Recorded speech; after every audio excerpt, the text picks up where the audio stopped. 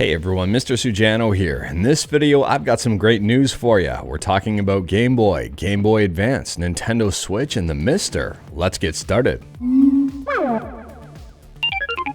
Alright, we'll kick things off here talking about Nintendo Switch emulation on PC with Ryujinx.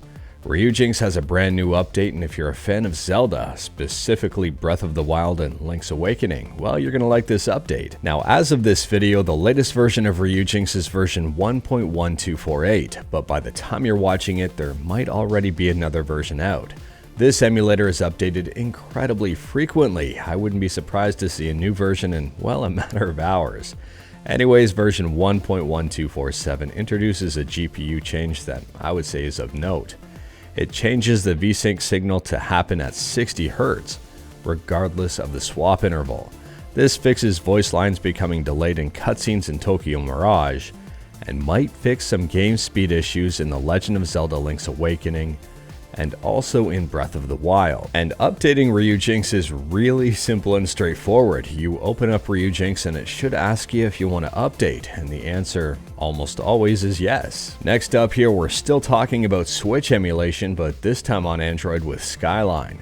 Yesterday we talked about a big update for Skyline, and today the testers have really had a chance to dig their fingers into this new version. Darksiders War Mastered Edition is running incredibly smooth. This is looking really good. The graphics on Metroid Dread are a little bit messed up still, but I'd argue this game is getting very close to playable. I mean, it's moving very fast and things are loading. Project Diva Mega Mix has been getting better and better, and now we've got some smooth gameplay, although there are some audio issues. Someone got Pokemon up and running at a whopping 10 frames a second on a Snapdragon 680. Here's some more Super Mario Odyssey running at a crisp 40 frames a second. Here's Grid running over 90 frames a second and over 100 frames a second at some points. And someone's got Sonic Mania up and running at over 100 frames a second on a Snapdragon 662. Next up here, we're still talking about the Switch, but this time about a couple of games that haven't released quite yet.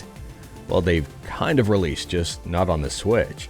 So apparently Nintendo is going to be having a Nintendo Direct the week of September 12th, which is really just over a week away.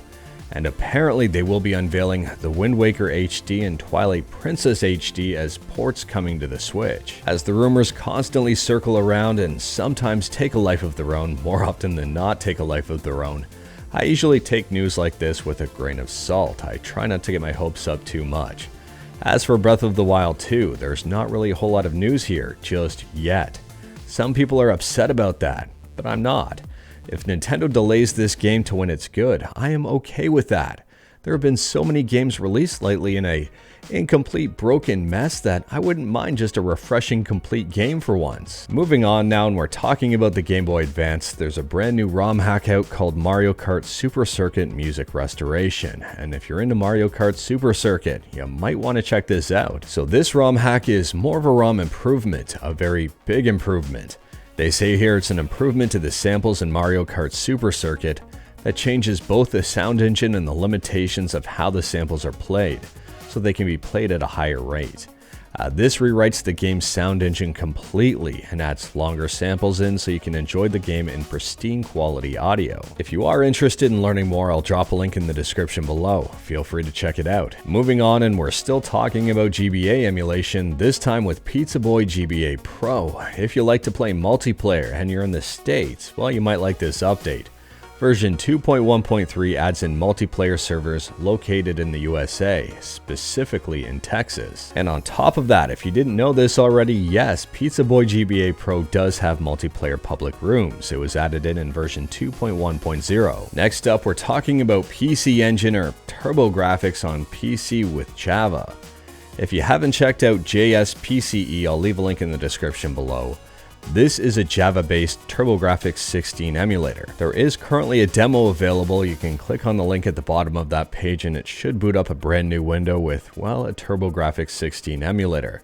You can play TurboGrafx 16 right in your browser. Last up here, and definitely not least, we're talking about the miSTer. There's a brand new core available for the miSTer, and it's an arcade core. This brand new core is for the IRIM M72. It supports a handful of games, 9 in total, and I think there's only 11 on the system, but I could be wrong though. Supports pause and screen rotation, alternative 50Hz, 57Hz, and 60Hz video modes. But anyways, that is all I've got for you in this one. Straight to the point, all stuff and no fluff. I didn't have as much news as I did yesterday. Yesterday's video was insane, but I think I still had some pretty good news. Let me know your thoughts about it in the comments below, and if I missed something, let me know in the comments below. If you like this video, leave a like. If you didn't like this video, leave a like. Hit that subscribe button, check out my other videos, don't tempt fate, save your state.